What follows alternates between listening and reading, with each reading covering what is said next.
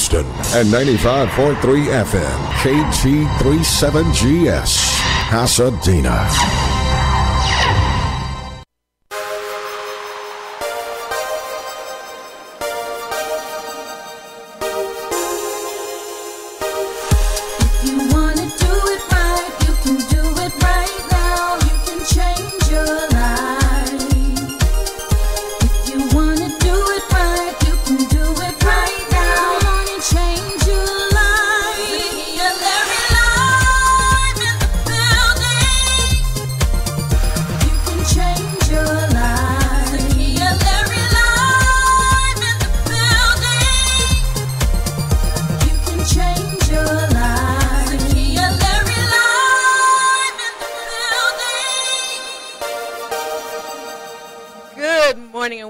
Zakiya Larry live in the building. I say this every day, but I am so excited. I am unusually excited right now. So if I literally start rambling or buzzing or doing something really ridiculous, please forgive me because today is my birthday. And that was my birthday dance. So listen, if you are in your car, I know that you are at Synergy 1480 AM. But listen, you can also watch what's going on Facebook. You can go to the Synergy Radio Facebook page. I also share this live stream on my Facebook page at Zakiya Larry. So at the end of the day, there are two incredible ways you can interact with Zakiya Larry Live and this incredible platform and this incredible show.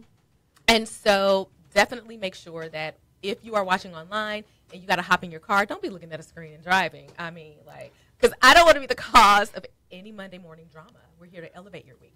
So make sure you turn on your dial when you get into the car to 1480 AM. Now listen, today's show is, and you know I'm all about levity and gravity, but at the same time, I'm all about elevating your mindset and going from where you are to where you want to be. Now, when it comes to your brand, obviously, as a PR director who has been in communications for 15 years, I teach people how to elevate their brand to a new platform.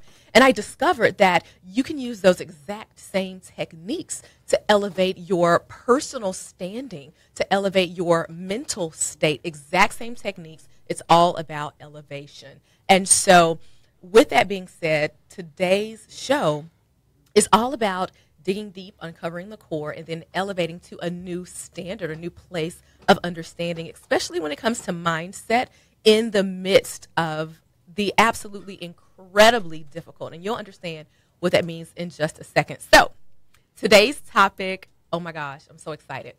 The official title of this show is When the Pink Ribbon Turns Blue.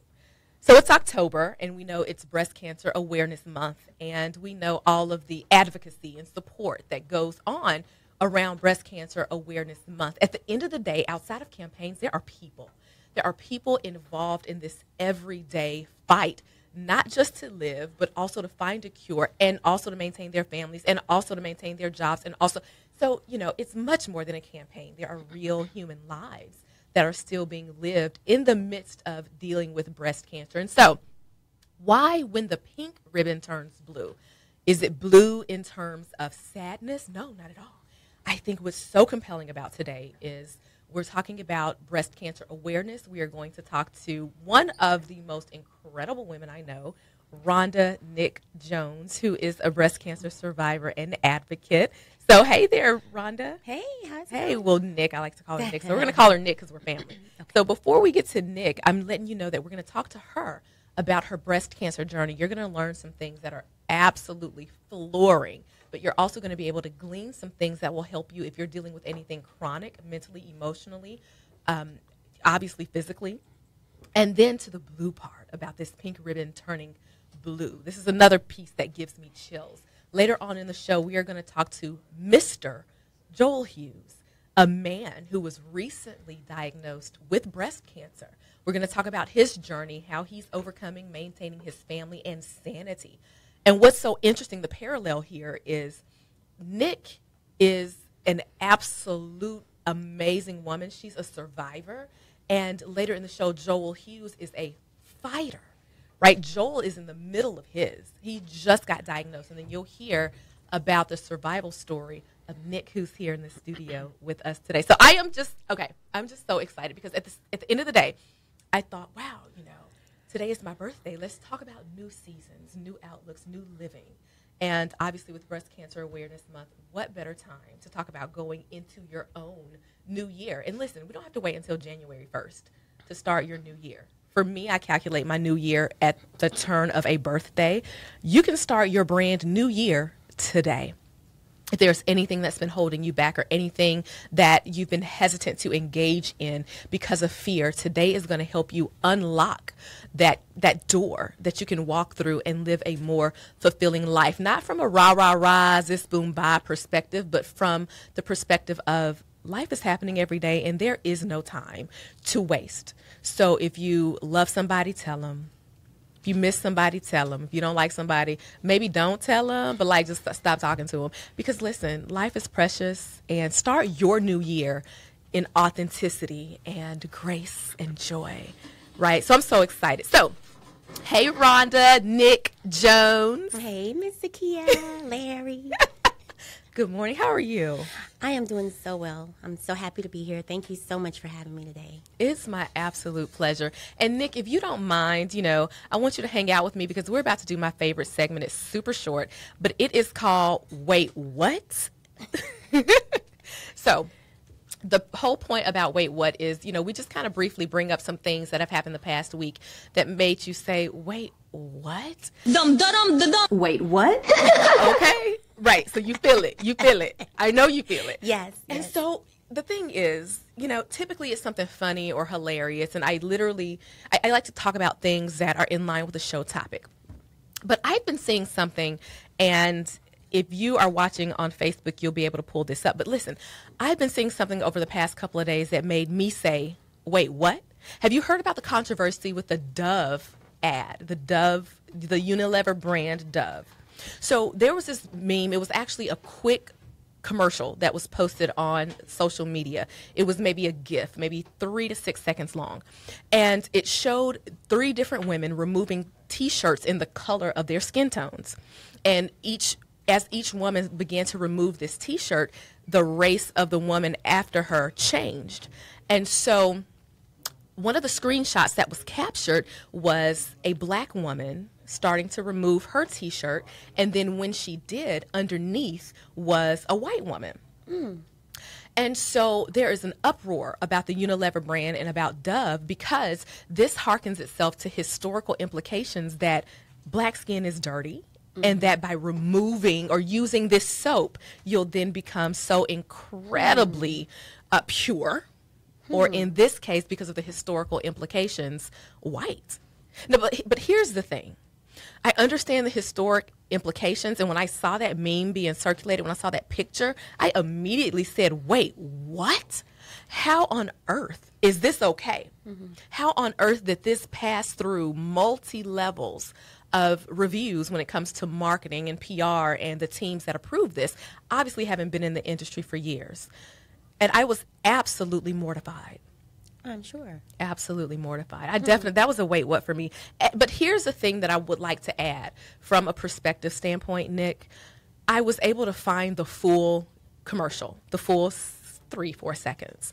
And so the black woman revealed underneath her shirt a white woman, and the white woman revealed underneath her shirt a woman who could either be Hispanic or, possibly South Asian. It just depends. And so what I realized is that, one, we have to look at the full body of a thing to understand context and not jump to conclusions. I understand that Dove was attempting to show across the board diversity for their product. And I will say that the uproar, I think, is a bit out of context. And I know this is crazy for me to say as a black woman, but it's a bit out of context because of the full body of work. But I will say, and I'm calling all brands, major or even local, that just because the full body of work has an intended message, the way you get to that message is still critical, and it is inexcusable. Knowing the climate of our country, knowing the divisiveness, it is inexcusable. Knowing the history of so many groups of this country, inexcusable to make that sort of play when you're representing different groups. At the end of the day, if your marketing team and if your PR team is not equipped to understand and see from a broad view and a world view, that is not the team for you. And this comes down to every brand. So I am speaking out against this campaign in the sense of having diversity at the table. Mm-hmm. Diversity and inclusion, because these types of missteps are hurtful, they're harmful, and then you get into this war of words about what's okay and what's not okay and what we didn't mean. And the apology that was issued was haphazard, lazy, and poorly done. Unilever, we expect better. We demand better as women, as consumers, as American, and for me, as a woman of color. Inexcusable. However, I do, by seeing the body of work, understand that it was not intentional, but that does not make it okay. We have got to get out of that entire pathology of I didn't know, so I need a pass. Mm-hmm. Between Google and the TV and, I don't know, just talking to someone that doesn't look like you, there's no more excuse.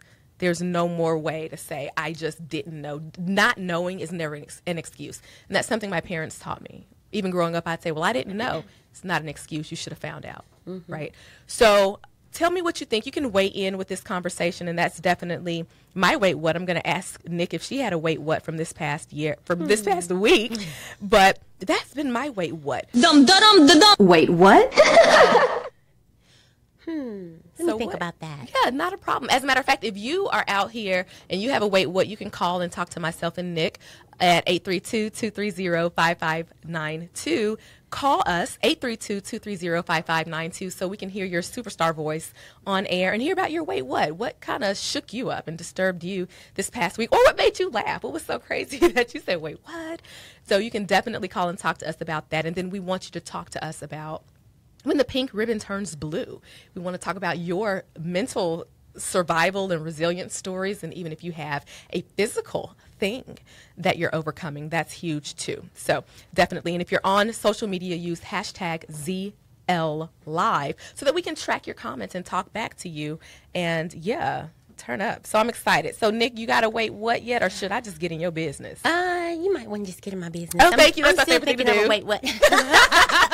I think your wait what is, did she just say get in my business? Did she just get in my business? Wait, what? I did. That's okay. I don't mind. Okay, good. Thank you. Nick, listen. Mm-hmm. Breast cancer survivor. Yes. And thousands upon thousands, maybe even millions of people are hoping for that title.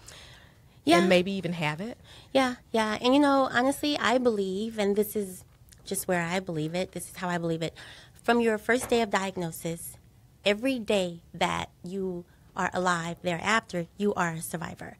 You may not live, that person may not live 10, 20, 30 more years, but if you get diagnosed on Monday, on Tuesday, you're already a survivor. You've already made it. And then on Wednesday, you're still a survivor. So from the moment of diagnosis to the next second, you're already a survivor. Wow. And it becomes a mindset. When you tell yourself, I'm doing this, I'm winning this, I'm surviving. Right. It helps your mental state, and kind of keeps you in a certain place where you want to keep fighting. It's like it becomes almost like a challenge for yourself. I did very well today. Tomorrow I'm going to do even better, and I'm just going to keep fighting. Let's unpack this mindset right before we go to break, because when we come back, oh my gosh, you just gave me chills. The mindset of fighting and survival. Mm-hmm. It isn't waiting until I get there to say I've made it. It's every single day. It's every single day, every day. And I had to analyze. When I first got diagnosed, I immediately started thinking, what about my life? What about my children? What about my job? What about my friends? All these things I have going on.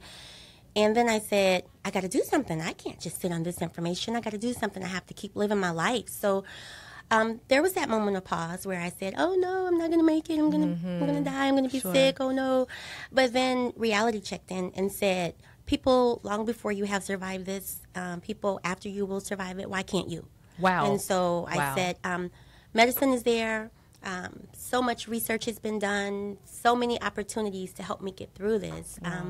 I was just determined that if I could keep myself upbeat enough, I would be able to to get up and go to my appointments and call my friends and do the things that needed to be done to keep going. When we come back from break, we are going to unpack how to keep going in a crisis, be it breast cancer or not. You are listening to Zakiya Larry Live. Zakiya Larry Live. Everybody has a past, so together we'll use all of it to unlock your purpose. It's about real life, real talk, real change. Welcome to Zakiya Larry Live. In the past year, KYND became one of the fastest growing radio stations in the country.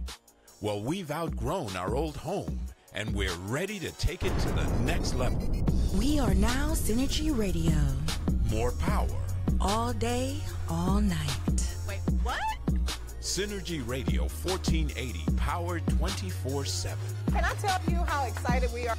We are powerful talk that inspires change. That's what you're supposed to do. That's what you're supposed to do. With transformational coaches ready to help you get to the next level. You will find some things that speak to your soul. Synergy Radio 1480 will continue to bring you all the voices you know and love. Gotta have you here on the Yolanda Adams Morning Show. This is Rashawn McDonald. Welcome to the journey with Tiffany Smith. Hello, my name is Les Brown. I'm Paris Ely. We're your hosts, Tristan and Cece. This is Oscar Hines. Hey, it's Zakiya Larry Live. This is Nicole R. Coleman. Hey, and I'm Tasha Evans. This is the reality check, Dr. D. Yvonne Young. Welcome back to the show. I'd like to shout out our live studio audience once again. Tune in every day, 1480 a.m. Are you ready for talk that inspires change? Tune in to Synergy Radio 1480 in your car, in your house, or on any mobile device at synergyradionetwork.com. That's my story, and I'm sticking to it.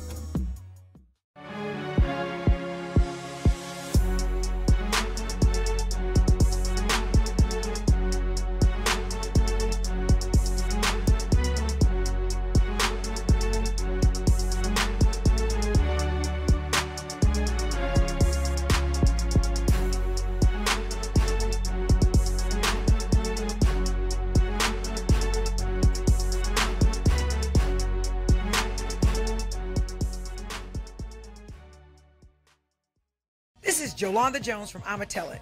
When you're not able to watch us live on your mobile device, be sure to stay connected to Synergy Radio 1480 anywhere in Houston, in your house, in your office, or in your car by tuning in to 1480 AM. Synergy Radio Network, where it all comes together. If you have ever wondered how to get your brand on the top shows on TV, radio, even the hottest blogs, if you've wondered if you even need a publicist and if there's a way to do it yourself, if you've ever wondered how to get your own show or need someone to look over your materials to make sure your brand is ready for elevation, I've got the perfect solution. Sign up today for my Master of the Media monthly coaching call for all of the answers and more. Go to ZakiyaLarry.com/coaching today.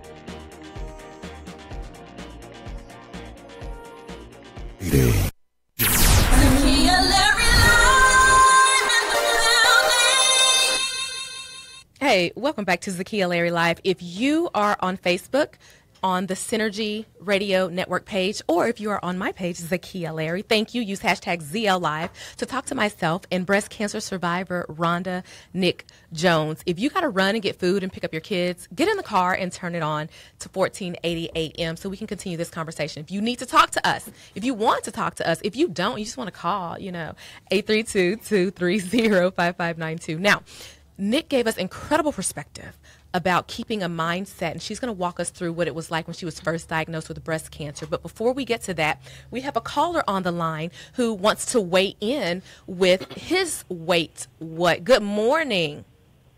Good morning, Miss Larry, and distinguished other panel ladies. Yes, thank you. Hey, Bobby Ray, right? It's good that.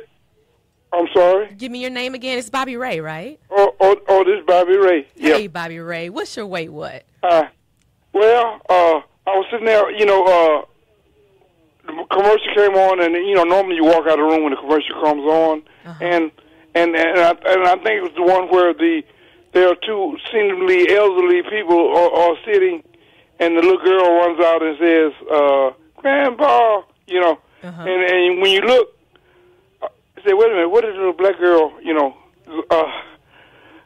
calling these white people grandparents, you know? I mean, you know what I mean? So there's something going on with the commercials where we're being, there's a subliminal message, you know what I mean? You know, really, our whole thinking has to change about who's at the table. Just because you're at the table and you look like me, that doesn't mean that you're going to think like me. Ooh, you now know, that's a good one, Bobby Ray. Just you because you're at the table doesn't mean you think like me. So what you're saying is we need not just people of color at the table in these marketing and advertising meetings because of the commercial you saw, because of the commercial that millions of us have seen, but these people have to also be invested in representing the people they look like better. Is that what you're saying? Yes, please. Wow. Thank you for calling and sharing that. That's definitely a wait what. We appreciate you. Have a phenomenal Monday, Bobby Ray. Thank you so much. Wait, what? Wow, that's a good one. That's a good one. That was a good one. It's about perspective. At any table, the room should never be a monolithic group. If every single body in the room is purple, you need to find you somebody green. Yeah, I agree. And somebody who understands how green people think. Now, listen, you can't represent all green people, but listen, can we try? Can we try? There Nick? you go. Can we try? We need a new mindset. So speaking about a new mindset, Nick, you opened about your breast cancer journey, and you were saying that you're already a survivor. The second after you're diagnosed, you're already a survivor. Now, listen, a lot of people are dealing right now with chronic illnesses. This may not even be cancer. And I, too, have dealt with chronic illness, and that's why I'm so excited about my birthday, because this is the first year that I don't have a PICC line in my arm or not going to treatment every day for 6 to 8 hours. And not, so I am just like, hey, y'all. So to that point, though, I know what I did to keep going, and I had some hard times. What did you do to keep going after a diagnosis like that? Okay, and before I say that, I want to tell you happy birthday, just in case I didn't say it earlier. Happy birthday to you. So when I got that first diagnosis, I was 37 years old. I had my mom with me, and I had my younger son, and I think he was about 5 years old at the time, maybe 6 or so. Okay. And they waited for me in the lobby, and I came out, and I had this diagnosis. I had been in there crying, acting a complete fool. I'm on the floor. The nurses are trying to pick me up. Just falling out. And I come out, and I looked at my mom, and I said, he said, I have breast cancer. I'm going to die. I don't know what I'm going to do. I feel so weak. And then I lost it. I completely lost it. I said, oh, my God, I feel like I'm going to pass out. I'm not going to make it. I'm not going to make it. And my mom, she's such a strong woman. She has issues too, but this woman is so strong. She looked at me and she said, you're going to do what? And I said, I'm going to pass out. I'm not going to make it. She said, pass out? I wish you would pass out. Oh. And she says, you see this baby standing right here looking at you? Yeah. And she said, you don't come from a pass-out kind of family. You come from a praying family. Now, you know what you need to do. You better get to praying. And then she raised her hand. I don't think she would have really hit me, but she needs to let you know. Oh, yeah. She raised her hand, and she said, you pass out if you want to. I'm going to bring you back. I was like, ooh, all of a sudden, I feel so strong.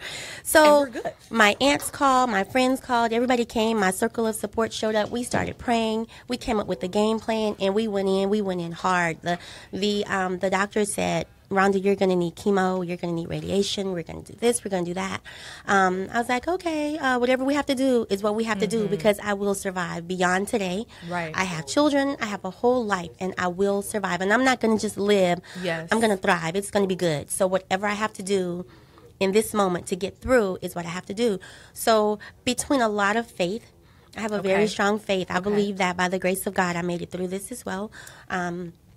But between a lot of faith, between a strong circle of support, a good medical team, I was able to get through. And I did realize that I had to stay as much as I could in a certain place mentally, because... Well, let's talk about staying in that place mentally. We say that a lot, but how does that work? Is it that when you would have a negative thought, you'd immediately say, okay, I can't think that way, okay? What was that actual step to stay in a positive mindset? Okay, so that's where my circle of friends came in. Okay. They were so important to me. And so that doesn't say, I'm not saying that to say that I never had a moment, because I did. I had some days where I cried, some days where I wondered why, and some days where I just was not in a good place. Right. But I would call up my friends. There's this one day in particular, I remember this. My girlfriends have been coming over to the house every day. I'm sitting there bald head, and and looking sickly, no eyebrows, and I didn't want to do anything. I didn't want to go anywhere, and I'm crying, and they come over, and they said, hey, we're going to go shoe shopping today. You want to go? And I was like, no, I don't want to go shoe shopping. Right. We're sitting on the couch crying today. That's what we're supposed to be. I have breast cancer. We're going to sit here and cry all day long. I do not want to go shoe shopping. And they said, we've done that. It's time to move on. You have to get yourself up. You have to keep living. Now, we're going shoe shopping. Do you want to go or not? And I'm like, wait a minute. Y'all are going to still go even if I don't go? When they started walking out the door, I said, wait, you mean life goes on? I have to get myself up. I cannot stay here. If I need a moment where I'm going to cry, okay, have it, but I'm going shoe shopping today. And that's what I love with you acknowledging that I have sorrow exists, and you acknowledge that, you know what, I got to get this out. I need to acknowledge that I am sad, that I'm upset, and then take a step forward. I love that because that's something that I've shared with people in my life and something that I try to do. I think a lot of times we say, suck it up, don't feel sad, count it all joy. Like, wait, pause, we're human beings. Absolutely. And God understands, your family understands, your friends. The same girlfriends that told me we were going shoe shopping, they cried with me at the same time. Sure. They would cry, but then they knew we couldn't just stay there. Exactly. Like, they didn't have breast cancer, so they were able to get up and keep going on with life. And when I saw that, I was like, I want to do that too. And they included me. So in the days where I was down, they would call me or I would call them. I would pray. I would just look around, and I would think, life is so worth living for so many reasons. And in those times where I didn't feel it enough for myself, I felt it for other people. I said, even if I don't want to fight for myself, how can I help the next person? This cannot be in vain. I can't let this whole journey be for nothing. Yes. Somebody else will get something out of this. So that also helped me. That also helped me to be able to keep myself together, because I always thought, and I've always heard my mom say this, you never know when people are watching you and when people are listening to you. And I didn't want to be the one that another patient was looking at saying, oh, she's crying. It must be really bad. I'm going to cry too. I wanted somebody to look at me and say, oh, wow, she's got breast cancer, and look how well she's doing, and she's happy, and she's going on.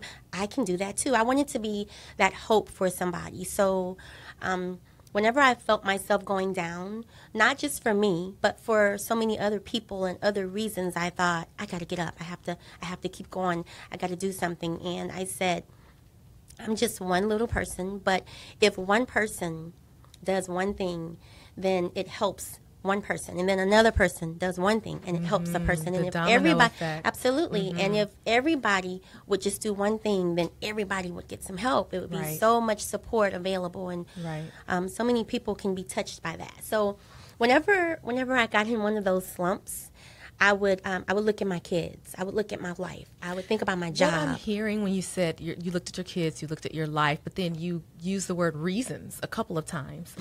You found your why.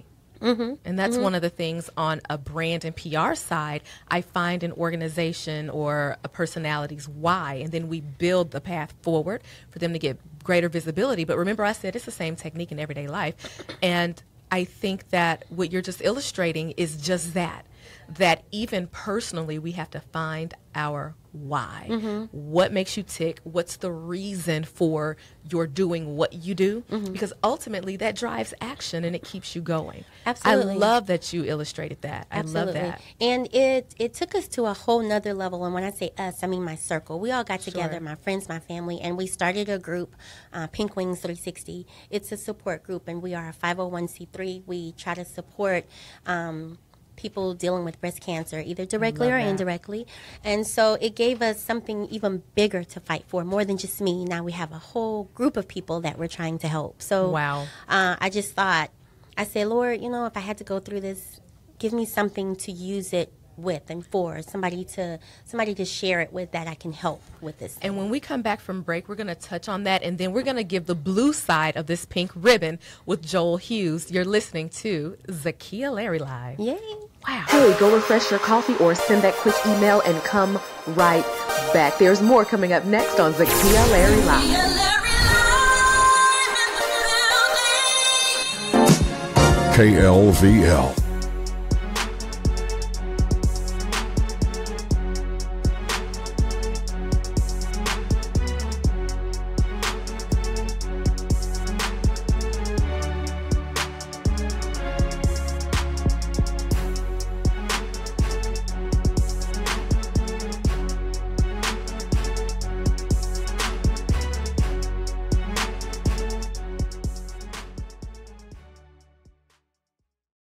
Jolanda Jones from I'ma Tell It.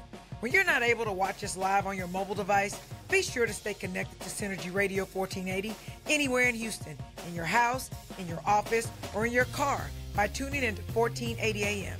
Synergy Radio Network, where it all comes together. If you have ever wondered how to get your brand on the top shows on TV, radio, even the hottest blogs, if you've wondered if you even need a publicist and if there's a way to do it yourself, if you've ever wondered how to get your own show or need someone to look over your materials to make sure your brand is ready for elevation, I've got the perfect solution.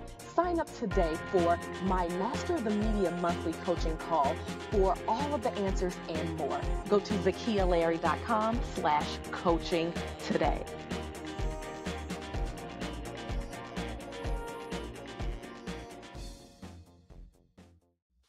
In the past year, KYND became one of the fastest growing radio stations in the country. Well, we've outgrown our old home, and we're ready to take it to the next level. We are now Synergy Radio. More power. All day, all night. Wait, what? Synergy Radio 1480, powered 24/7. Can I tell you how excited we are? We are powerful talk that inspires change. That's what you're supposed to do. That's what you're supposed to do. With transformational coaches ready to help you get to the next level. You will find some things that speak to your soul. Synergy Radio 1480 will continue to bring you all the voices you know and love. Got to have you here on the Yolanda Adams Morning Show. This is Rashawn McDonald. Welcome to the journey with Tiffany Smith. Hello, my name is Les Brown. I'm Paris Ely. We're your hosts, Tristan and Cece. This is Oscar Hines. Hey, it's Zakiya Larry live. This is Nicole R. Coleman. Hey, and I'm Tasha Evans. This is the reality check, Dr. D. Yvonne Young. Welcome back to the show. I'd like to shout out our live studio audience once again. Tune in every day, 1480 AM.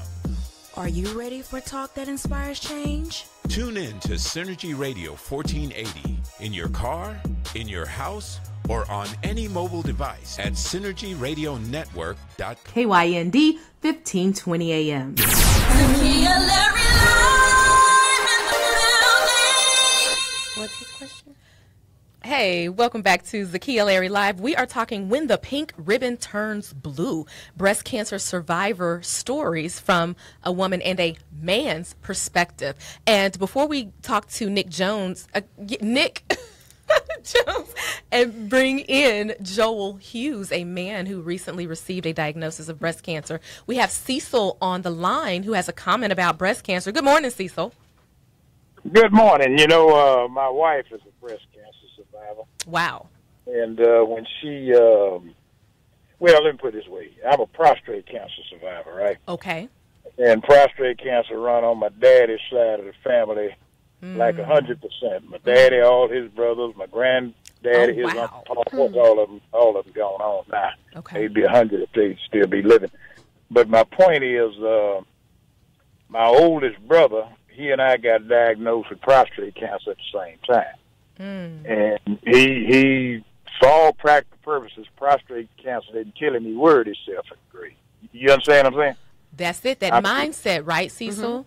That really does impact your body. Laser surgery had just came out. I had my little laser surgery. Okay. I talked to my brother, and we wasn't but a year apart in age. And he said, "Man, you act like you ain't worried." I say, and I ain't worried. Come on. One thing I ain't gonna do. I never heard my grandfather say when he had it, and he lived to be 88.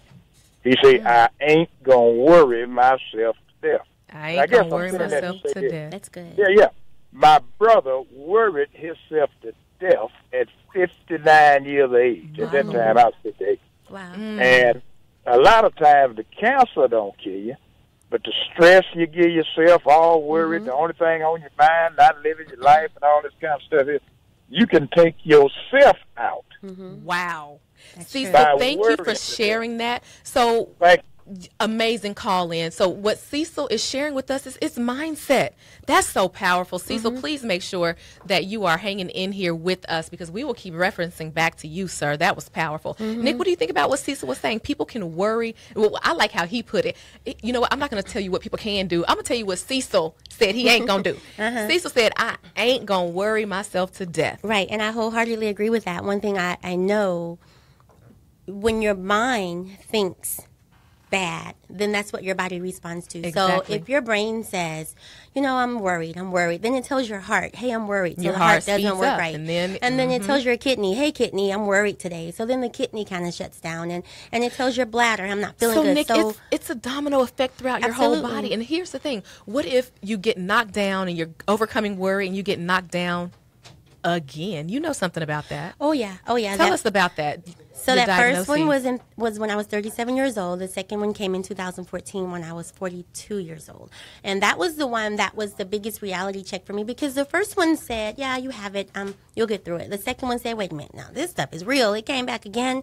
But that took me to a whole nother place. That's the one that took me to don't just live but thrive. You have to live and give. I'm going to live my life, and I'm going to give some life to somebody else. The diagnosis itself is hard. When you hear it, people have to pick you up off the floor, because cancer exists, but it exists for other people. It doesn't come to me. Right. And surely not twice. Right. And it came twice. And in that second time, I said, I'm going to be done with this. Whatever I have to do to make this go away and never come back again is what I'm going to do. So, I stayed in prayer. I cannot express how big my faith is. I do believe that God has purpose for all of us. Okay. And I don't think that my time is up. I believe that the Lord is going to use breast cancer through me to help so many other people, and I'm willing to let him do that. So did I want to have breast cancer? No. But do I think it's worth it if other people benefit from my journey? Absolutely. When I would see myself in the shower, and I didn't have any breasts before my reconstruction, and when I was bald-headed and I didn't have eyelashes, and I just felt so bad about the way I looked, I said, wow, but I'm still alive, and I have this thing now. If I have scars that show, or at one time all my fingernails, my toenails, they all turned black and they fell off, and then they started coming back. I said, I'm never going to wear open-toe shoes because I don't want anybody to see these scars. And then the one day I was out, and I said, well, I'll just tell somebody. If they say, oh, look at your fingers, I'll say, if you think my fingers look bad, you should see what cancer looks like, because we had a fight and it lost. Wow, it lost. I clawed my way out of cancer. Absolutely. That's why my nails look like this. Absolutely. I'm still here to show you. Hello. So I love that, Nick. And you know what? Let's talk about diagnoses, because you were diagnosed twice, and we have Joel Hughes who's joining us now. Joel, good morning. Good morning. Good morning, Joel. Thank you for joining us. Nick. My pleasure. Joel, let's talk about this radio voice now. Wait a minute. Are you trying to get me fired and take my... Joel, sir, I thought we were cool. What are you doing? No, your job is safe. Okay, cool. All right. I mean, I can help you get a show. Just don't take mine. All right? Joel, my friend, thank you for joining us. You are an incredible, incredible light. I've had a chance to just, chit-chat with you and hear about your incredible wife and family. So, Joel, listen. You're a man. Let me go and state the obvious. Obviously, you're a man. True. Right. Joel is like, duh. Okay. Joel, but you, this past July, received some news. Tell us about that. Actually, July 17th, it was pretty much, I was diagnosed, confirmed that I did have breast cancer, and within, I would say, 2 weeks, on July 31st, I was in surgery to get a double mastectomy. So I just kind of give those two timelines because it's a head-turning process. It's really fast. So fortunately, one day I would like to be in the position of your other guest, Nick, to have gone through the journey and actually survive, for one, but only to be able to have the strength and the resolve that she shows, and to just to pay it forward to help other people that may suffer from the same thing. Absolutely. Joel, before I ask my next question, if you will allow me to just share something with you. I know you said one day, you hope to have that resolve that Nick has. If you don't mind, sir, I'd like to tweak that perspective real quick. You are literally on the radio live on a syndicated show talking from a male's perspective about something that has been relegated to females. If you don't realize you have resolve, sir, let me hold up the mirror. Absolutely. Incredible resolve, and you are most certainly a survivor, and we are celebrating you and your season of resilience right now, my friend. Absolutely. Thank you. And Joel, if I can just cut in right quick, I just want to say, kind of piggybacking what Zakiya just said, you've already helped so many people because breast cancer is a woman's thing. Men don't get breast cancer, and if they get it, they don't talk about it. I mean, what man wants to come out and say my breasts are bad, that I even have breasts and that they're bad? So start thinking right now. You are a survivor, and you're already helping somebody. You are already in a position to help somebody. Just starting right now, that's where you are. You are already ready to help. You have helped someone. I hope so. You have. I really Definitely. do. And I know, Joel, that's something that you were sharing with me that you definitely want to do. You want to be part of spreading the word. So will you tell us, how does a man find out that he has breast cancer? Women are taught to do self-exams in the shower, and women are always bombarded with different messages. But no one's talking to men. So how on earth did you even know?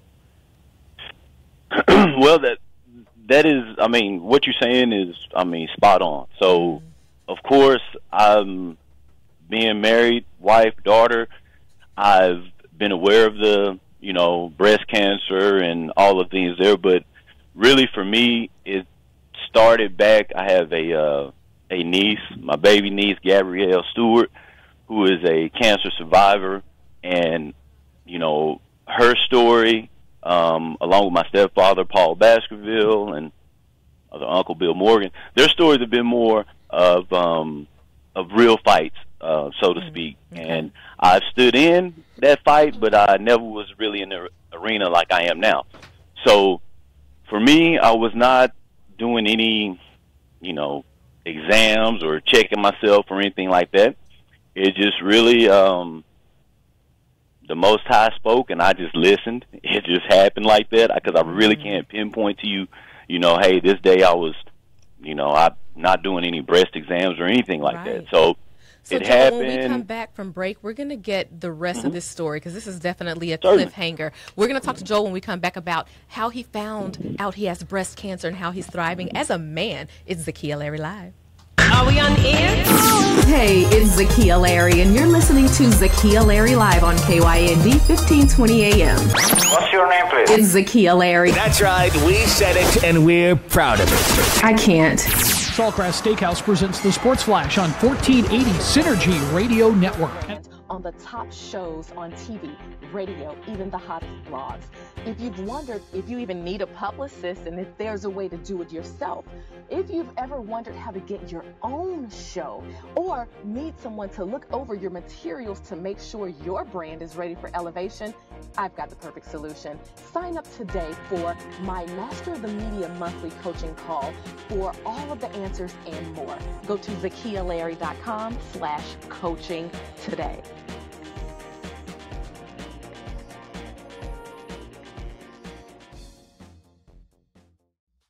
In the past year, KYND became one of the fastest growing radio stations in the country. Well, we've outgrown our old home, and we're ready to take it to the next level. We are now Synergy Radio. More power. All day, all night. Wait, what? Synergy Radio 1480, powered 24/7. Can I tell you how excited we are? We are powerful talk that inspires change. That's what you're supposed to do. That's what you're supposed to do. With transformational coaches ready to help you get to the next level.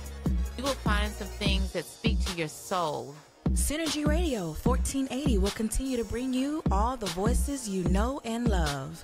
Gotta have you here on the Yolanda Adams Morning Show. This is Rashawn McDonald. Welcome to the journey with Tiffany Smith. Hello, my name is Les Brown. I'm Paris Ely. We're your hosts, Tristan and Cece. This is Oscar Hines. Hey, it's Zakiya Larry Live. This is Nicole R. Coleman. Hey, and I'm Tasha Evans. This is the reality check, Dr. D. Yvonne Young. Welcome back to the show. I'd like to shout out our live studio audience once again. Tune in every day, 1480 a.m. Are you ready for talk that inspires change? Tune in to Synergy Radio 1480 in your car, in your house, or on any mobile device at synergyradionetwork.com. That's my story, and I'm sticking to it.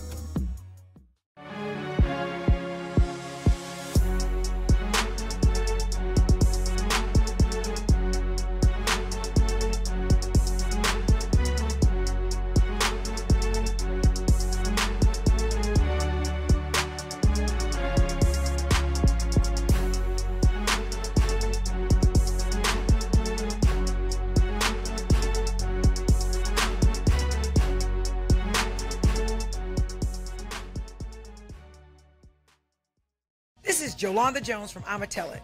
When you're not able to watch us live on your mobile device, be sure to stay connected to Synergy Radio 1480 anywhere in Houston, in your house, in your office, or in your car by tuning into 1480 AM. Synergy Radio Network, where it all comes together. If you have ever wondered how to get your brand on the top shows on TV, radio, even the hottest blogs. Zakiya Larry live in the building. Hey, welcome back to Zakiya Larry Live. We are talking when the pink ribbon turns blue, breast cancer survivor stories, and how to keep your own mindset elevated when you're going through your own crises. And when the pink ribbon turns blue, pink ribbon obviously women, but blue, men dealing with breast cancer. So if you would like to weigh in, you can go to my Facebook page, use hashtag ZLLive, and share your survivor stories, either as a person who has been diagnosed with cancer or even breast cancer, or a caregiver, because those folks are super important. And we have on the line with us Joel Hughes. Hey there, Joel. I'm back.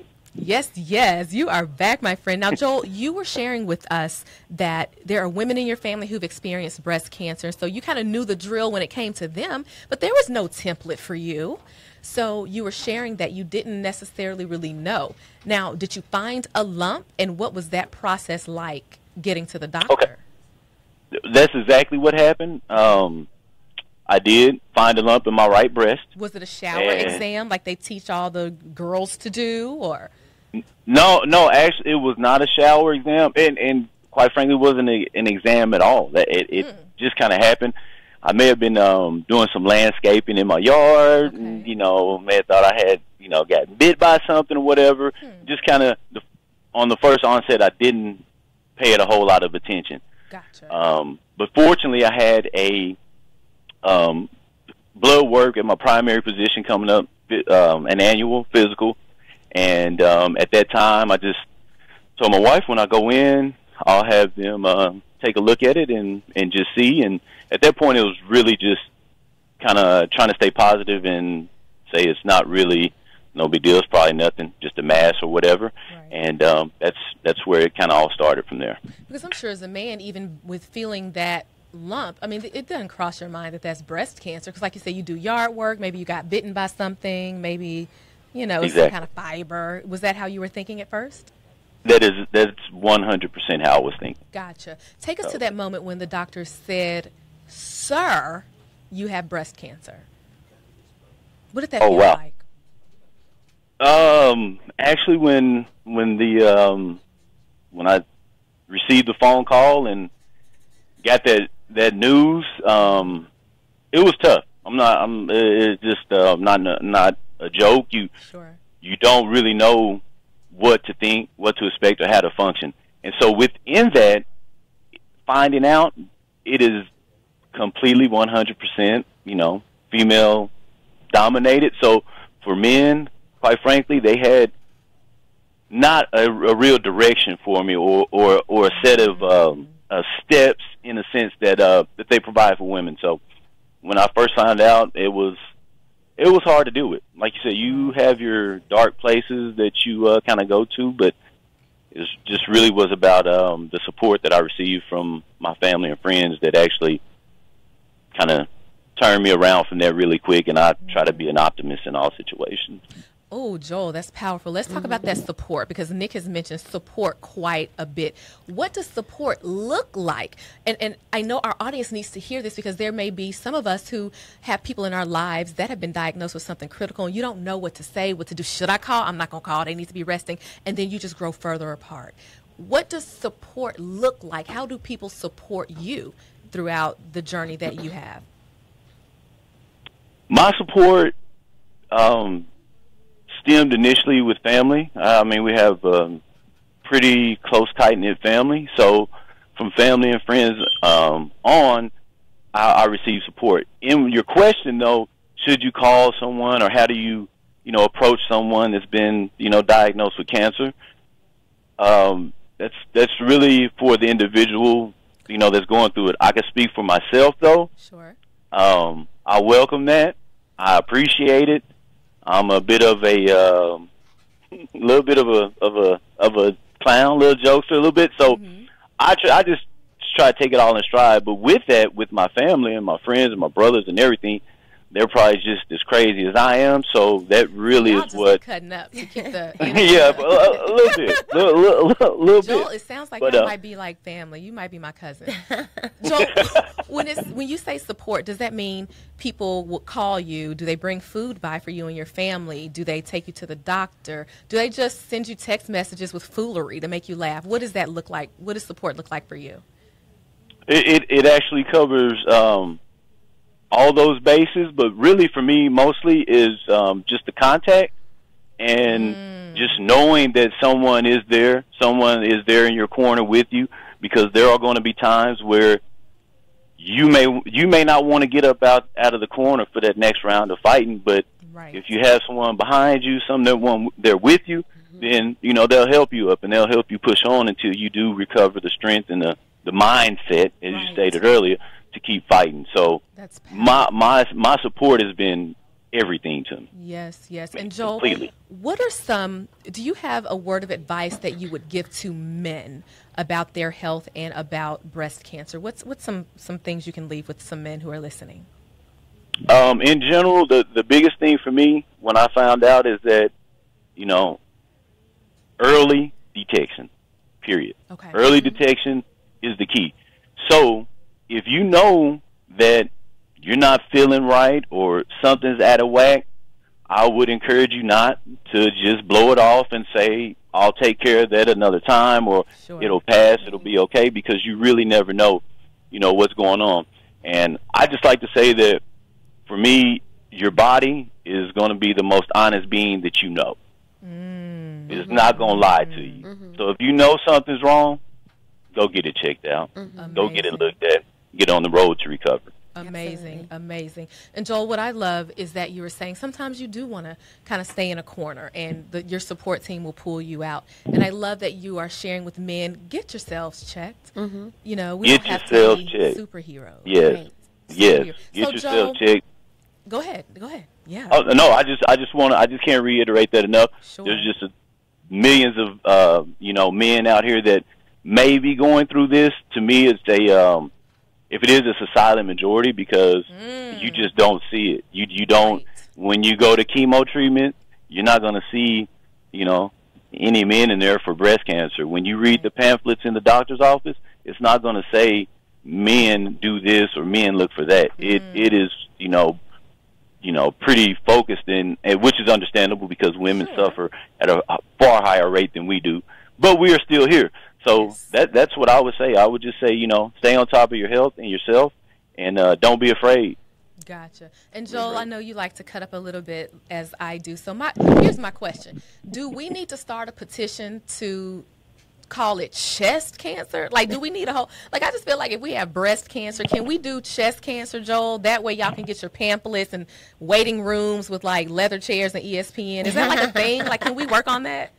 we might be able to do something about that, but we don't want to get too far away from the narrative, though, because in reality it is breast cancer. Exactly. And when you go through that and you're given options of maybe just removing that little lump or having a double mastectomy like I did, because that was my decision that I made, merely on the fact that I really was not feeling radiation and the daily radiation and that whole thing. That was a little bit much for me, and plus the threat of it returning. So I chose to go one direction. That may not be for everyone, but again, there's not a lot of outlets that I have dealt with that gave that male support. So I just will be a voice to any male that's going through it, or even may think that they're going through it, that we should have more outlets created for us to deal with it, because it's nothing to be embarrassed about or anything like that. It is a reality of life. Absolutely. Joel, thank you for being that voice and for giving us those tips, not just for caregivers, but for men. You just really covered a wealth of information. Thank you so much for joining us on Zakiya Larry Live. We appreciate you, my friend. Thank you for having me. Nick, thank you for joining us. Do you have a quick final thought, a sound bite for people who may be living and needing to thrive with any sort of illness? I just want you to know your life is worth it. And in those days when you feel like I just can't do it, I want to be proof. I want to be some hope to somebody. And I want you to know that you can. And even if not for yourself, fight for somebody else. Get up and do something for the next person. Fight for somebody else. That's powerful. Thank you so much for joining us here on Zakiya Larry Live. And here is your 1 minute elevate. You know, it's about support system. And even if you feel alone, you get to reach out and share your story and bring people in with you. If you are dealing with breast cancer, if you are caring for someone with breast cancer, understand that it starts up here in your mind and your body will follow. Thrive, live well, and elevate. I'll talk to you next week. It's Zakiya Larry Live.